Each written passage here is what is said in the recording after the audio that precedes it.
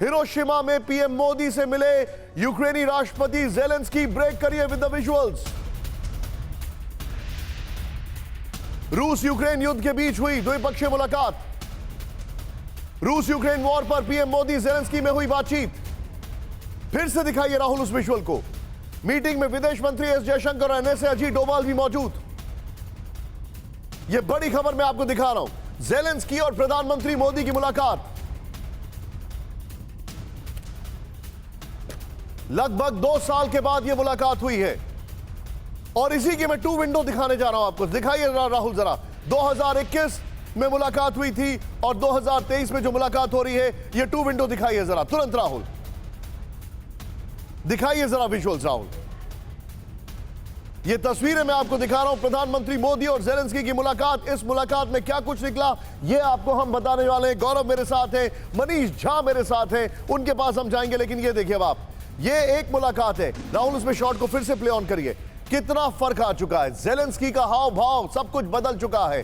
फिर से इसको टाइमिंग को ये देखिए, कितना कुछ बदल चुका है। 2021 और 2023 ये 2 मुलाकातें आपके सामने हैं और कितना कुछ यहां पर बदल चुका है ये आपके सामने दिखाई दे रहा है। लेकिन मैं सीधे चलूंगा यहां पर। एक और बड़ी खबर सीधे आइए राहुल जरा। ज़ेलेंस्की से मीटिंग के दौरान पीएम मोदी ने कही बड़ी बात। ब्रेक करिए इस वक्त की बड़ी खबर विद द विजुअल्स राहुल। युद्ध रोकने के लिए मैं निजी तौर पर कोशिश करूंगा, प्रधानमंत्री मोदी ने कहा। युद्ध की पीड़ा क्या होती है यह आप जानते हैं, मोदी ने कहा। यूक्रेन युद्ध मेरे लिए मानवता का मुद्दा है, प्रधानमंत्री मोदी ने कहा।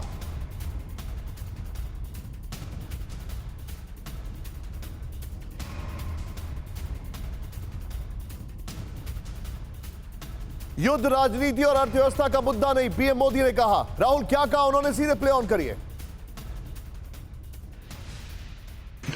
लेकिन मैं इसे राजनीति या अर्थव्यवस्था का मुद्दा नहीं मानता। मेरे लिए यह मानवता का मुद्दा है। उसमें मैं आपकी वेदना और यूक्रेन के नागरिकों की वेदना भली भांति समझ पाता था, उसका अंदाज लगा पाता था। और मैं आपको विश्वास दिलाता हूं कि इसके समाधान के लिए भारत और निजी रूप से मैं स्वयं, हमसे जो कुछ भी हो सकता है हम अवश्य करेंगे। यह बहुत बड़ी बात है। प्रधानमंत्री मोदी ने पोजीशन ऑफ अथॉरिटी से जो बात कही है। सीधे चलूंगा सबसे पहले गौरव, फिर उसके बाद मनीष और उसके बाद अशोक सर के पास, क्योंकि डिप्लोमेसी आज मेरे लिए समझना बहुत जरूरी है। सीधे सबसे पहले गौरव, पीएम का बहुत स्ट्रांग स्टेटमेंट है। सबसे पहले मुझे यह बताइए G7 में इस स्टेटमेंट को कैसे एक्सेप्ट किया जा रहा है?